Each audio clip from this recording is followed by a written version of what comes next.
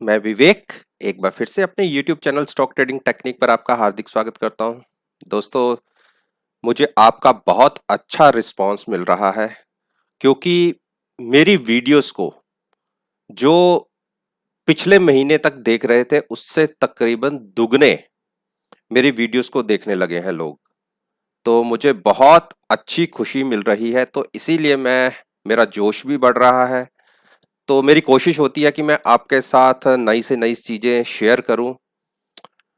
तो चलिए, जो मैंने पिछले सेशन के लिए आपके साथ वीडियो शेयर की थी, आप कल के ट्रेडिंग सेशन के रिजल्ट्स को उसके साथ एनालाइज कर सकते हैं और मैं नीचे डिस्क्रिप्शन बॉक्स में वो लिंक भी दे रहा हूं जिसमें मैंने वो वीडियो में आपसे सारी वो बातें की थी। तो चलिए, उन्हीं शेयर्स के अंदर अब आगे हमें फिर से और क्या फर्दर देखने को मिल सकता है 17 अगस्त के ट्रेडिंग सेशन में। चलिए एक बार उसको डिस्कस करते हैं। मैंने स्क्रीन के ऊपर हिंदुस्तान पेट्रोलियम का चार्ट लगाया है। आप देखिए फ्राइडे सेशन में कितनी बड़ा फॉल इसके अंदर देखने को मिला। तकरीबन 5 रुपए नीचे जाके क्लोजिंग आई, लोएस्ट क्लोजिंग थी। अगर मेरी वीडियो पिछली वीडियो के साथ आप कंपेयर करेंगे तो आपको रिजल्ट सामने दिख जाएंगे। इसने 213 की एक जो नीचे की सपोर्ट थी उसे ब्रेक किया आज के दिन में, जो मैंने कहा था, और हम 204 की तरफ अब मूव कर सकते हैं। मैं आपको नीचे का इंडिकेशन भी दिखा। एमएसीडी तो ऑलरेडी एक बियर्स के फेवर में है और आरएसआई भी तकरीबन 41 के आसपास है। हम ये कह सकते हैं कि अब ये धीरे धीरे ओवर सोल्ड पोजीशन में आ रही है। तो देखें रिवर्सल कहां से मिलेगा। मोस्ट प्रोबेबली अगर मंडे को भी मार्केट में किसी भी तरीके का एक डाउनफॉल देखा जाता है तो ये भी बहुत तेजी से रिएक्ट करेगा और अपना जो मैंने एक नीचे के टारगेट, दो टारगेट्स लगाए थे, एक देखिए 213 का लगा रखा था, एक 204 का, हो सकता है 204 भी छू दे। और इसमें रिवर्सल कब देखने को मिलेगा, या हम कह सकते हैं कि बुल्स के फेवर में ये स्टॉक आना शुरू होगा जब 217 ब्रेक करके ऊपर ट्रेड करना शुरू करेगा। तब तक ये बियर्स की फेवर में है, उनकी पकड़ के अंदर है, तो कोशिश होगी कि इसमें ये नीचे की तरफ ही दिखेगा। तो बायर्स वाले वेट करें, जिन्होंने बायर्स के अंदर अपनी बाइंग के अंदर अपनी पोजीशन लेनी है, 217 क्रॉस होने का वेट करें। तब उस केस में आपको 222 के टारगेट देखने को मिलेंगे। आईटीसी आईटीसी ने देखिए क्या बढ़िया, एक पिछले 4-5 दिन से लगातार एक अप ट्रेंड में था और पिछले 2 दिन की आप अगर कैंडल्स देखेंगे, देखिए जहां थर्सडे की क्लोजिंग थी उसी के आसपास हम ओपन हुए थे और थोड़ा ऊपर गए, लेकिन फॉल देखिए क्या बड़ा नीचे की तरफ फॉल है। ये प्रेडिक्शन भी मेरी आप पिछले वीडियो के साथ कंपेयर कर सकते हैं। और अब हम इसमें अगर इसने एक नीचे का साइकोलॉजिकल लेवल है 194, अगर वो ब्रेक किया और उसके नीचे ट्रेड होना शुरू हुआ तो 192 के टारगेट्स दिखेंगे। और अगर किसी कारणवश 192 भी ब्रेक हो गया तो नीचे के टारगेट बहुत दूर के हैं, जो जिन मैंने देखी ये मेंशन कर रखी है 181। तो उसके बीच में तो कोई सपोर्ट दिखती भी नहीं है। एक हाँ, यहाँ सपोर्ट ले सकता है 184 के आसपास, अदरवाइज बहुत बड़ा फॉल देखने को मिल जाएगा। और जैसे कैंडल्स जनरेट हुए हैं, ये हम ये कह सकते थे कि ये इतने दिनों से कंसोलिडेट कर रहा था, एक अप मूव देखने को मिली, लेकिन कल फ्राइडे की मूव बहुत बड़ी नेगेटिव मूव थी। और अगर ये ट्रेंड कंटिन्यू होता है तो बहुत बड़े बेरिश साइड पे ये स्टॉक फॉल करना शुरू कर देगा। बाइंग तो अभी इसमें कहीं दूर दूर तक भी नहीं दिखती। हाँ, 198 क्रॉस करने के बाद इसमें थोड़ी थोड़ी बायर्स की पकड़ बननी शुरू होगी, लेकिन पकड़ बननी शुरू होगी ही। मैं ऐसा कहीं नहीं कह रहा कि 198 से ऊपर ये तेज हो जाएगा। तेजी का ट्रेंड इसमें 202 के बाद दिखने लगेगा। उस केस में ये 212 तक जा सकता है। अब हम बात कर लेते हैं हिंडाल्को। आपको पता है कि इसमें पिछले 4-5 दिन से एक अच्छी बड़ी मूव देखने को मिली और फ्राइडे का सेशन में एक डोजी क्रिएट हुआ है। आप देखिए जो थर्सडे का हाई था वही पे क्लोजिंग आई है। ऊपर तक एक बार ये प्राइस गया 191 के आसपास, लेकिन सस्टेन नहीं हुआ, नीचे गिरा 180 तक, लेकिन क्लोजिंग 185 की आई। बेरिश हम इसमें कब होंगे?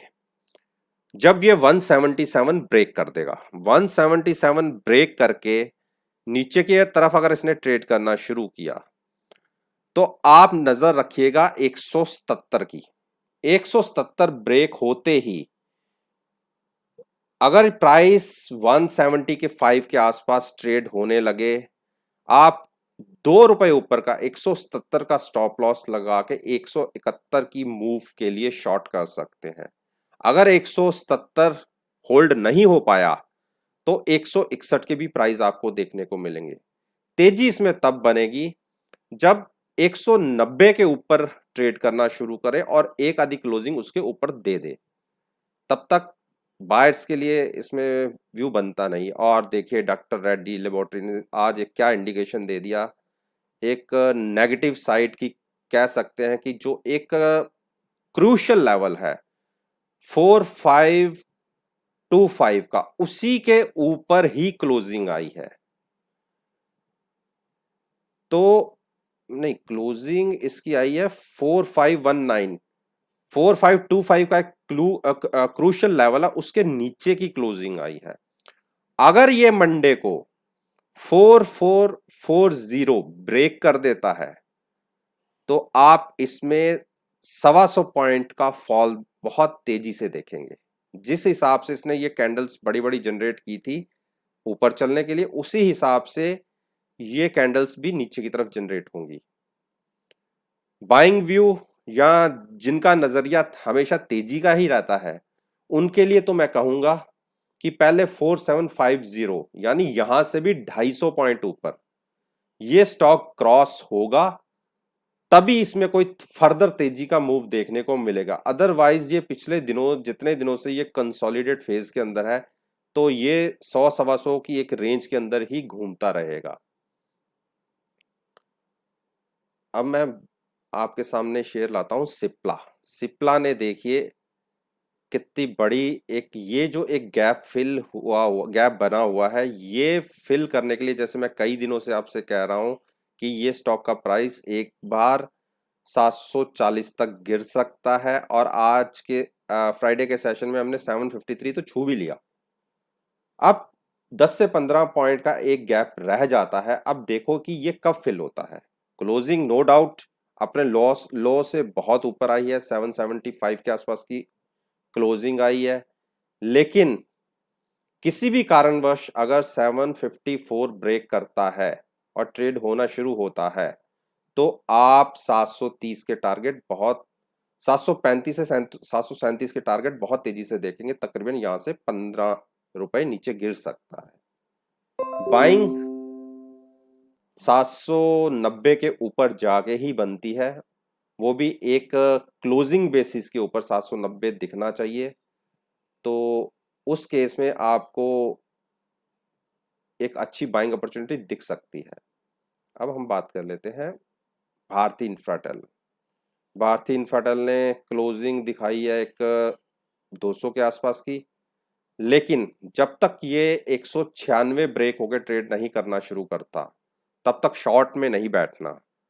शॉर्ट 196 के नीचे जब प्राइस ट्रेड करना शुरू करे, और ये मानिए कि जब प्राइस 194 के आसपास आ जाए तब इसमें शॉर्ट बनती है। टारगेट होंगे 189 के, तकरीबन वहां से आपको 5-6 रुपए नीचे की तरफ दिख सकते हैं। बाइंग में आप तब बैठिएगा 202 क्रॉस हो जाए और 205 के आसपास ट्रेड करना शुरू करे, तभी बाइंग में बैठिएगा। अदरवाइज मैं बताता हूं कि जो लोग ऑप्शन बाय करके ट्रेड लेना चाहते हैं उनके लिए सबसे बड़ी प्रॉब्लम यही होती है कि अगर स्टॉक प्राइस मूव नहीं करता तो उनके प्रीमियम डिके हो जाते हैं।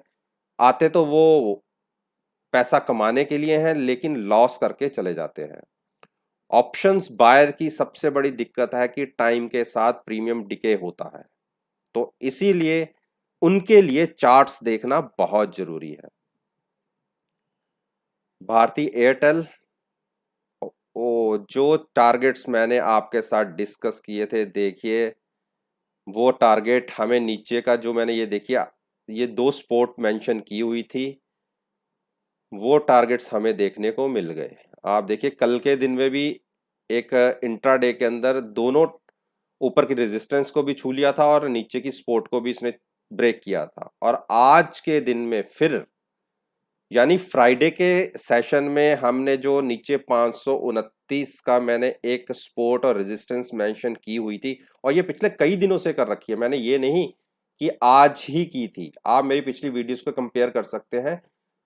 जो मैंने सपोर्ट नीचे की तरफ मेंशन की हुई थी, उसी के ऊपर आज इसने क्लोजिंग दिखाई है। आप ये देखिए क्लोजिंग कहाँ पे आई है। और अब मैं आपको एक एक और चीज मेंशन कर देता हूँ, जो भारती के अंदर ट्रेड ले रहे हैं, मैं आपको बता देता हूँ कि अगर फर्दर और इसके अंदर डाउनफॉल दिखा तो आपको प्राइस नीचे 491 भी देखने को मिल जाएंगे।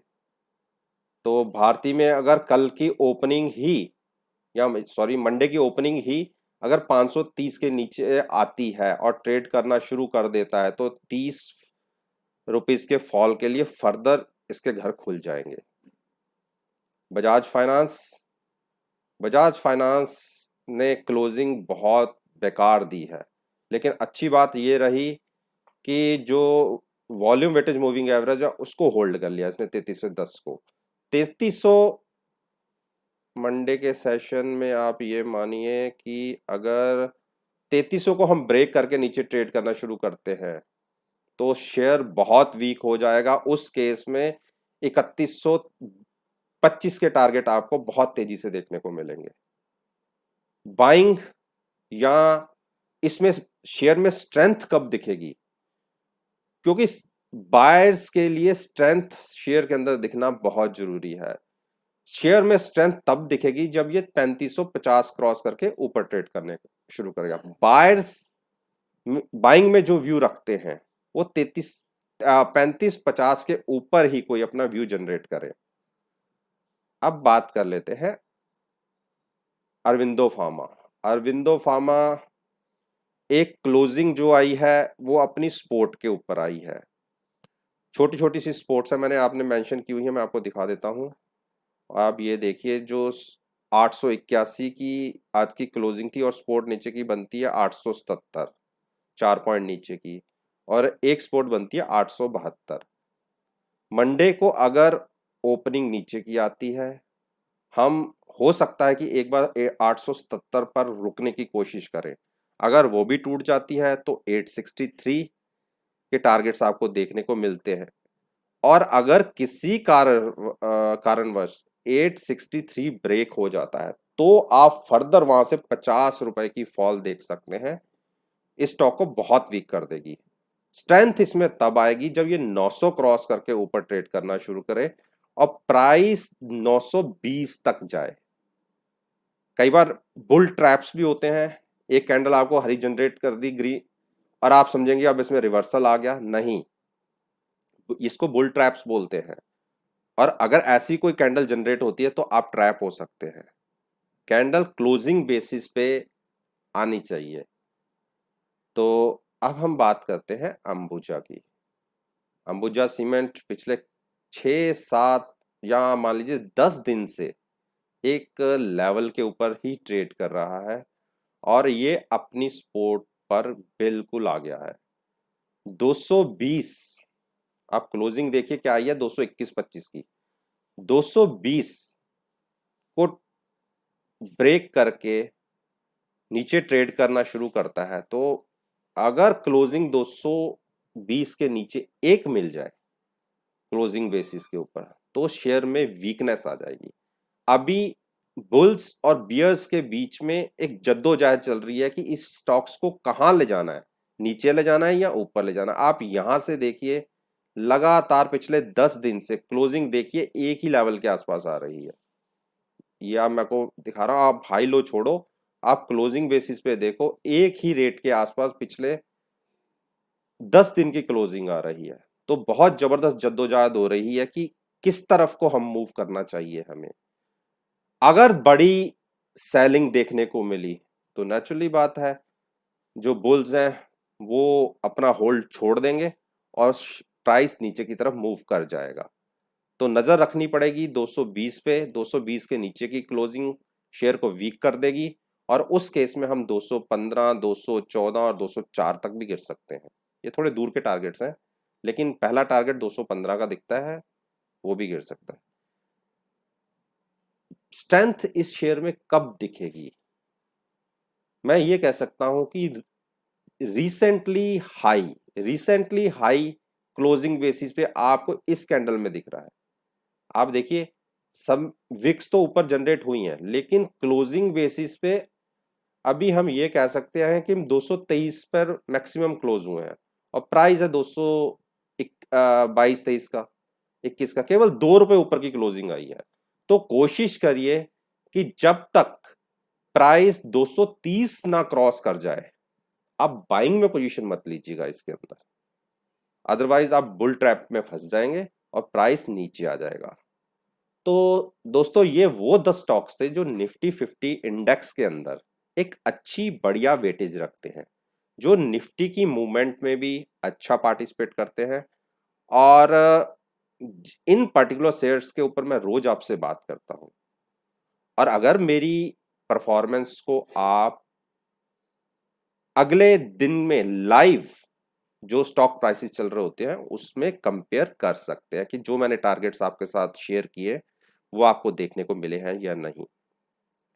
पास्ट परफॉर्मेंस देखना चाहते हैं, मेरे यूट्यूब चैनल पर प्लेलिस्ट है, आप उसको देखिए। मार्केट में रेट्स के साथ कंपेयर कीजिएगा कि मैंने क्या कहा और क्या सही हुआ, क्या गलत हुआ। आप देखेंगे कि एक्यूरेसी मोर देन 95% होगी। और बाकी मेरी आपसे विनती है कि इस वीडियो को केवल सीखने के पर्पस से ही देखिएगा। मैं कभी नहीं कहता कि आप इन वीडियोस को देख के आप कोई मार्केट में पोजीशन क्रिएट करें। अगर मेरी वीडियो पसंद आए और आप चाहते हैं मुझे कोई सजेशन देना, नीचे कमेंट बॉक्स में आप लिखकर मुझे सजेशन दे सकते हैं। और मेरी कोशिश हो कि ज़्यादा से ज़्यादा मेरे साथ लोग जुड़े, मेरी चैनल को सब्सक्राइब करें और साथ में बेल आइकन का बटन प्रेस करना मत भूलिएगा, अदरवाइज आपको नोटिफिकेशन नहीं आ पाएंगी। आप सब्सक्राइबर तो बन जाएंगे लेकिन नोटिफिकेशन आपको नहीं पहुंच पाएंगी। तो चलिए, इसी बात के साथ मैं आपसे विदा लेता हूं।